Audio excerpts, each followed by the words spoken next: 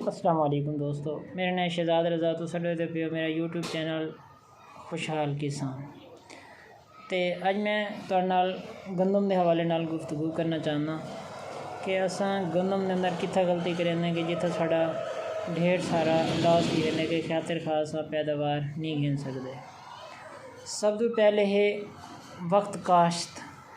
اگر اساں اپنی گندم کو صحیح وقت کاشت کیتے سے اور صحیح وقت کاشت تو بعد ہے پانی پہلا پانی اسا کرن لاونے سے ول دوجا پانی کرن لاونے ول تیجا تے آخری پانی کرن لاونے اور ساڑی زمین دے اندر کیڑی شے دی کمی ہے۔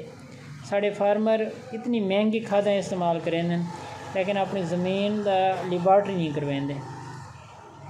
سا کو چاہیے ہے کہ اسا اپنی زمین دی لیبارٹری کرواں۔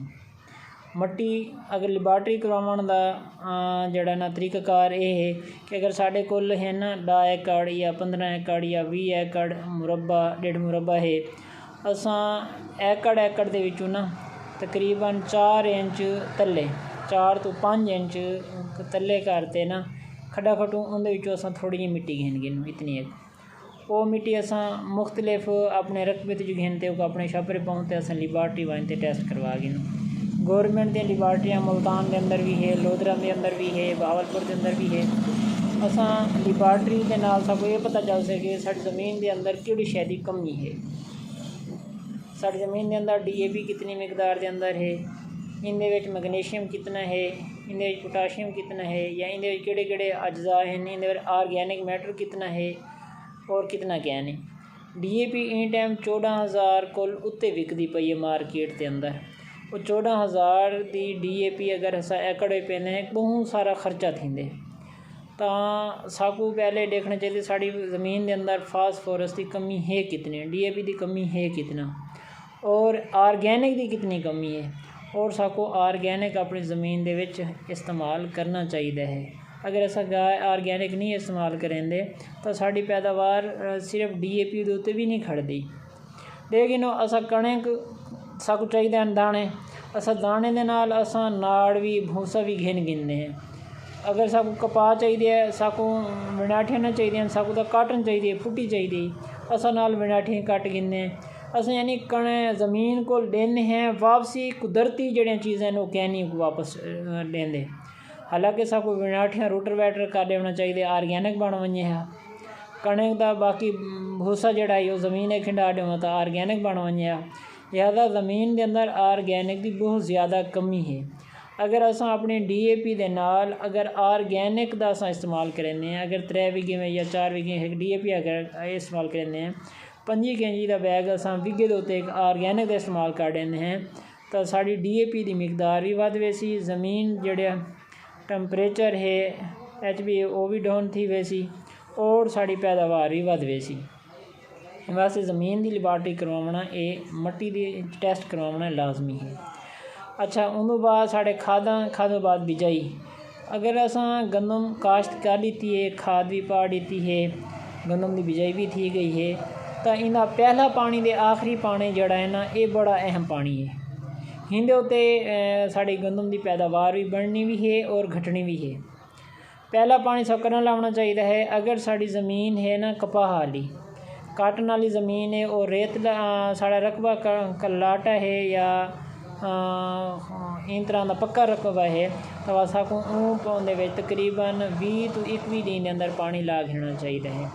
اگر ساڑی زمین دھان والی ہے منجی والی زمین ہے تو ان دے اسا کو جڑا گندم دی بجائی دا جڑا پہلا پانی ہے وہ سا کو کم از کم 25-27 دن 28 دن دے اندر سا کو پانی لا رہے ہونا چاہیے ہے، اور جڑے باقی عام ہے وہ سا کو جڑا نا 20-21 دن دے اندر پانی لا رہے۔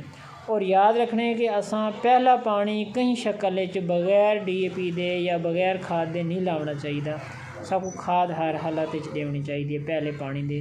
اگر اساں تلے بجائی دے ٹائم اگر ڈی اے پی پا دیتی ہے تو والو تے اساں 3 وگے وچ 1 بوری یوریا تے نال زنک ایڈ کر دے اساں کا پا دینے ہیں، یا اساں ہیومک ایسڈ یا آرگینک میٹر استعمال کرتے پا دینے ہیں یوریا دے کٹھے وہ زیادہ بہتر تھی ویسی۔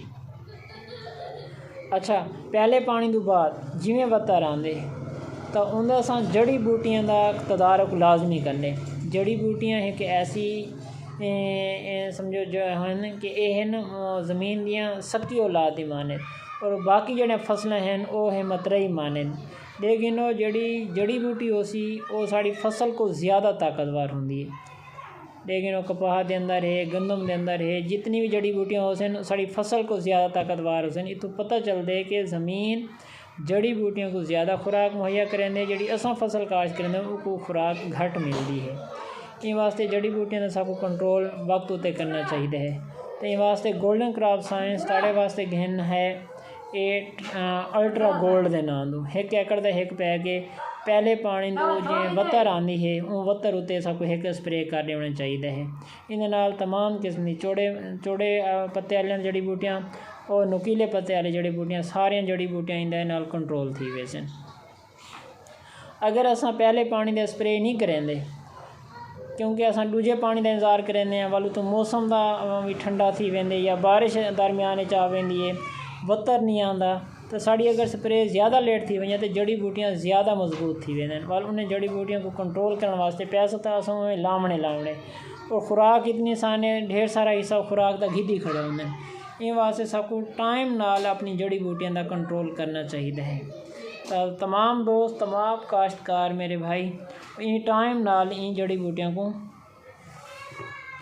ان جڑی بوٹیاں دا نا تدارک کریں۔